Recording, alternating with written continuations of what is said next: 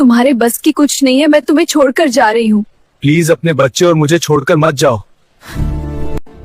Please मत जाओ, मैं सब ठीक कर दूंगा। तुम कुछ ठीक नहीं कर सकते।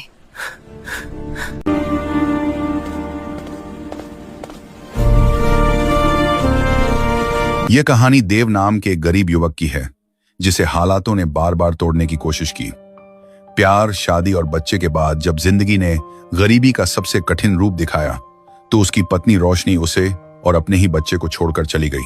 अमन ने दर्द को कमजोरी नहीं बनने दिया।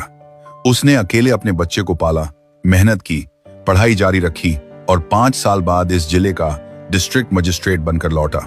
फिर जो हुआ सब देखकर रह गए। देव की जिंदगी शुरू से ही आसान नहीं थी। बचपन में ही उसके माँ बाप दोनों गुजर चुके थे। न कोई सहारा, न कोई अपना। रिश्तेदारों के घर पलता रहा, लेकिन वहां भी वह ज्यादा दिन टिक नहीं पाया। जैसे जैसे बड़ा हुआ उसे समझ आ गया कि इस दुनिया में अगर जिंदा रहना है तो अपने दम पर रहना होगा। पढ़ाई में देव होशियार था, लेकिन हालात ने उसे किताबों से ज्यादा मेहनत करना सिखाया। कॉलेज की पढ़ाई किसी तरह पूरी की, फिर रोजगार की तलाश में एक बड़े शहर आ गया। शहर बड़ा था, चमकदार था, लेकिन देव के लिए वह सिर्फ संघर्ष का मैदान था।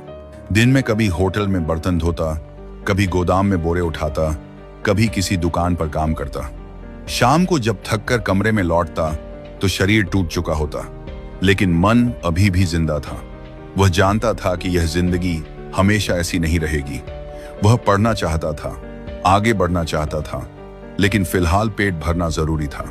उसी शहर में एक मोहल्ला था जहां गरीब लोग रहते थे। तंग गलियां, छोटे कमरे और हर चेहरे पर अपनी अपनी लड़ाई। वहीं देव की मुलाकात रोशनी से हुई। रोशनी भी उसी मोहल्ले में रहती थी। उसके पिता रिक्शा चलाते थे, मां बीमार रहती थी। रोशनी की जिंदगी भी आसान नहीं थी, लेकिन उसके चेहरे पर एक अलग ही चमक थी। वह बात करना जानती थी, सपने देखना जानती थी। देव और रोशनी की मुलाकात पहले पड़ोस में हुई, फिर धीरे धीरे बातें बढ़ने लगी। दोनों एक दूसरे के दुख समझते थे। देव को रोशनी का साथ अच्छा लगता था और रोशनी को देव का शांत स्वभाव। दोनों जानते थे कि वे अमीर नहीं हैं, लेकिन उन्हें लगता था कि साथ रहेंगे तो सब ठीक हो जाएगा। जब शादी की बात चली तो दोनों परिवारों ने ज्यादा विरोध नहीं किया। गरीबी दोनों तरफ थी, इसलिए कोई बड़ा सवाल नहीं उठा।